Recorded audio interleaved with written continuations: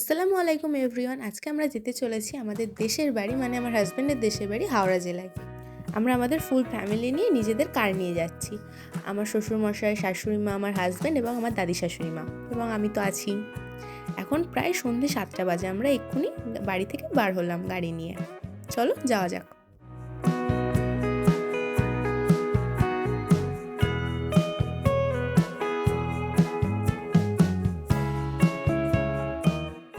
আমরা বাড়ি থেকে কার নিয়ে বার হওয়ার পরে আমার হাজব্যান্ডের মনে পড়লো যে কারেতে পাম্প নেই, তাই আমরা একটা পাম্পের দোকানে দাঁড়িয়ে পড়লাম গাড়িতে পাম্প দেওয়ার জন্য। আপনারা হয়তো ভাবছেন যে আমরা এত লেট করে কেন দেশের বাড়িতে বেরোচ্ছি। আমার হাজব্যান্ড যেহেতু একটা জায়গায় কাজ করে, তো ওখান থেকে ওর আসতে 5টা বেজেছিল, আর আমরা হুট করেই ঠিক করলাম যে আমরা দেশের বাড়িতে ঘুরতে যাব। তাই আমরা 7টার সময় বেরিয়ে পড়লাম দেশের বাড়িতে ঘোরার উদ্দেশ্যে। চলো যাওয়া যাক। প্রায় আমরা মধ্যমগ্রামের কাছাকাছিও চলে এসেছি। মধ্যমগ্রাম হয়ে আমরা এয়ারপোর্টের দিকে চলে যাব। এয়ারপোর্ট থেকে NH-12 ফ্লাইওভারটা ধরে আমরা চলে যাব কোলাঘাটের দিকে।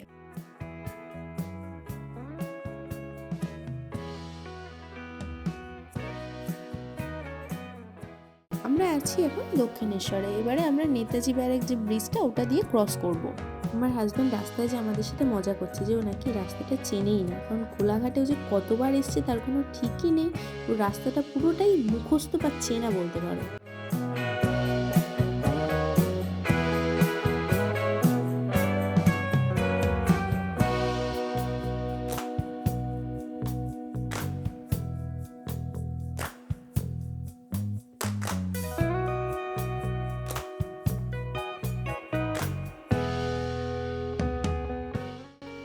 আমরা হুগলি রিভারের ওপর দিয়ে যে বিবেকানন্দ ব্যারেক ছিল তার ওপর দিয়ে যাচ্ছিলাম। এর ওপর দিয়ে, ব্রিজটার ওপর দিয়ে যখন যাব তখন যে ট্রেনটা যায় সেটা খুব একটা সচরাচর দেখা যায় না, কিন্তু আমরা যখন গিয়েছিলাম দেখা যাচ্ছিল। কিন্তু আমরা ভিডিওতে এটা ভালো করে ক্যাপচারই করতে পারিনি যেহেতু অন্ধকার ছিল জায়গাটায়। চলো, ব্যাড লাক।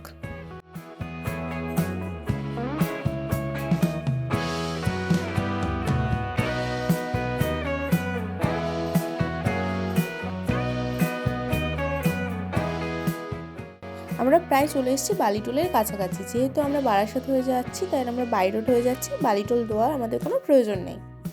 এবার আমরা এগিয়ে যাব ধুলাগড় টোলের দিকে। রাত্রেবেলা হাইওয়েতে ফ্যামিলির সাথে লং ড্রাইভে যাওয়ার মজাটাই কিন্তু আলাদা। ফ্যামিলির সাথে একসাথে ট্যুর করার মজাটাই কিন্তু আলাদা। আমরা প্রায় ফ্যামিলি ট্যুর করে থাকি। কয়েকদিন আগে আমরা দীঘাতে ফ্যামিলি ট্যুর করতে গেছিলাম। এর ভিডিও আমার প্রোফাইলে আছে, তোমরা যদি দেখতে চাও কমেন্ট করবে, আমি লিঙ্ক শেয়ার করে দেবো, কিংবা ডেসক্রিপশানেও লিঙ্ক দেওয়া আছে, তোমরা ওখান থেকেও গিয়ে দেখতে পারো। আমরা চলে এসেছি ধুলাঘাট টোল ট্যাক্স। এখান থেকে টোল ট্যাক্সটা ক্রস করে আমরা ভেবেছি সামনে গিয়ে একটু দাঁড়াবো, যেহেতু সন্ধ্যা থেকে কিছু খাওয়া হয়নি, ওখানে গিয়ে কিছু স্ন্যাক্স খাবো। আমার হাজব্যান্ড তো খেতেই পারেনি, যেহেতু ডিউটি থেকে বেরিয়ে আমরা পার্সোনাল কার নিয়ে বেরিয়ে এসেছিলাম, তাই বাড়ি থেকে কিছু খাওয়াই হয়নি। তাই ওর খুব খিদে পেয়েছিল, আর আমাদেরও সবারই খুব খিদে পেয়েছিল। তাই ধুলাঘাট টোল ট্যাক্সটা পার করেই আমরা একটা রেস্টুরেন্টে দাঁড়াবো, যেখান থেকে আমরা কিছু স্ন্যাক্স আইটেম পারচেস করবো বা খাবো। ধুলাগড় টোল ট্যাক্সটিকে ক্রস করার পরেই আপনাকে বেশি দূর যেতে হবে না, অল্প একটু গেলেই বাঁহাতে আপনি কয়েকটি খাবারের দোকান পেয়ে যাবেন। ওখানে দাঁড়িয়ে আপনি কিছু খেতে পারেন, এবং খাবারের দোকানের পাশে ওয়াশরুম আছে। অবশ্য ওয়াশরুমটা খুব একটা পরিষ্কার না হলেও ওখানে আপনারা একটু ফ্রেশ হয়ে নিতে পারবেন। অ্যাকচুয়ালি আমি এখানে দাঁড়াতাম না, দেখলাম এখানে কিছু প্রাইভেট কার আছে যারা তার ফ্যামিলির সঙ্গে এখানে টাইম স্পেন্ড করছে। দেখো, ফ্যামিলির সঙ্গে গেলে একটা সেফটির ব্যাপার থেকেই থাকে, যার জন্য। আর হাইওয়েতে সব জায়গাতে সেফটি পাবো এটার কোনো গ্যারেন্টি নেই, এর জন্য আমি এখানে দাঁড়িয়ে গেলাম। আর সেকেন্ড কথা হচ্ছে, এখানে অনেকটা রাত হয়ে গেছে, অলরেডি 9:30 10টা বাজতে যাচ্ছে। আমরা এই টাইমে ধুলাগড় টোল ট্যাক্সে পৌঁছেছি। মাঝখানে একটু আমাদের জ্যাম খেতে হয়েছিল অবশ্য।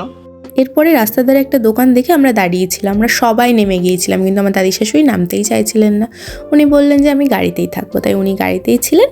আমরা সবাই মিলে গিয়েছিলাম দোকানটিতে, এবং ওনাকে গাড়ির মধ্যে খাবার এনে দেওয়া হয়েছিল। এই দোকানটিতে নানা রকমের স্ন্যাক্স ছিল, যেমন পনির স্যান্ডউইচ, পনির ভেজের মধ্যেও ছিল, চিকেনের মধ্যেও ছিল, পিৎজা, বার্গার, স্যান্ডউইচেস, তারপরে অনেক কিছুই ছিল, চা ছিল, কফি ছিল। আমরা ভাবছিলাম যে কি নেব। লাস্টে আমি নিয়েছিলাম চিকেন পিৎজা, এবং আমার হাজব্যান্ড চিকেন প্যাটিস নিয়েছিল, আমার শাশুড়িমাও চিকেন প্যাটিস নিয়েছিল, আমার শ্বশুরমশাই চা খেয়েছিল, আমার হাজব্যান্ডও চা খেয়েছিল। ওই ভেজ প্যাটিস নেবে, একটা পিৎজা দিয়ে দাও।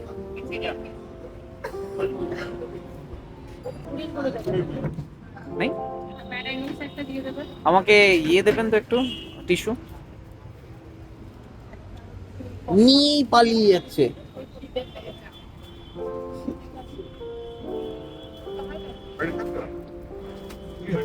থ্যাংক ইউ, কাজে লাগবে তো তোমার। আমি দেখছি ফ্যামিলিটা ওখানে রেখে নেব।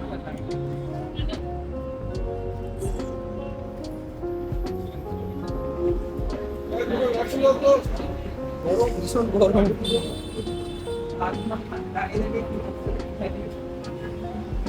দাও, এবার আমি একটু পে করবো যদি মোবাইলটা আপনি দেন।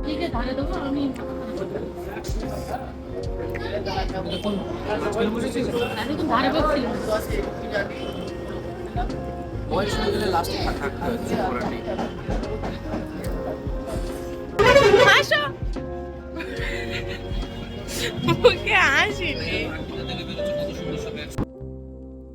ধুলাঘর টোল ট্যাক্সের এখানে আমরা দাঁড়িয়ে আমাদের স্ন্যাক্স কমপ্লিট করার পর আমরা আমাদের গ্রামের বাড়ির উদ্দেশ্যে ফের বেরিয়ে পড়লাম।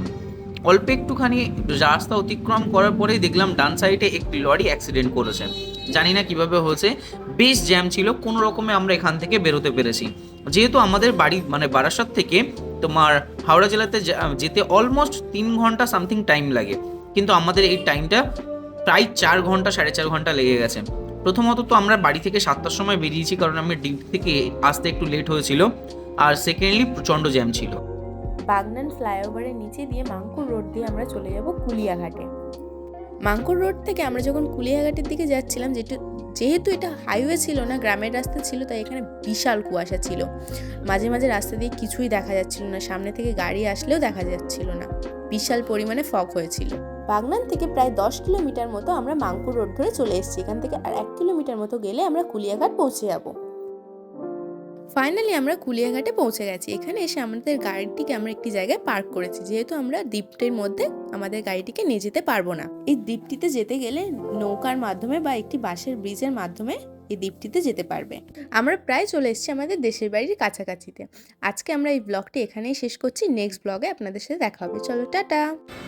আপনারা এটা ভাববেন না যে এই পর্যন্তই আমরা আপনাদেরকে ভিডিও দেখাচ্ছি। এই অ্যাকচুয়ালি কারণটা হলো কি জানো, প্রচণ্ড কুয়াশা করেছে, আর সেকেন্ডলি এরপরে ওই সাইডটা না খুব একটা আলোর পরিষেবা নেই, যার জন্যে অন্ধকার দিয়ে যেতে হবে, যার ফলে আমরা এখানেই ভিডিওটি শেষ করছি। নেক্সট পার্টটি দেখার জন্য অবশ্যই আমাদের চ্যানেলটিকে সাবস্ক্রাইব করবেন এবং লাইক কমেন্ট শেয়ার করবেন, তাহলেই আপনারা দেখতে পাবেন নেক্সট ভিডিও। আসসালামু আলাইকুম।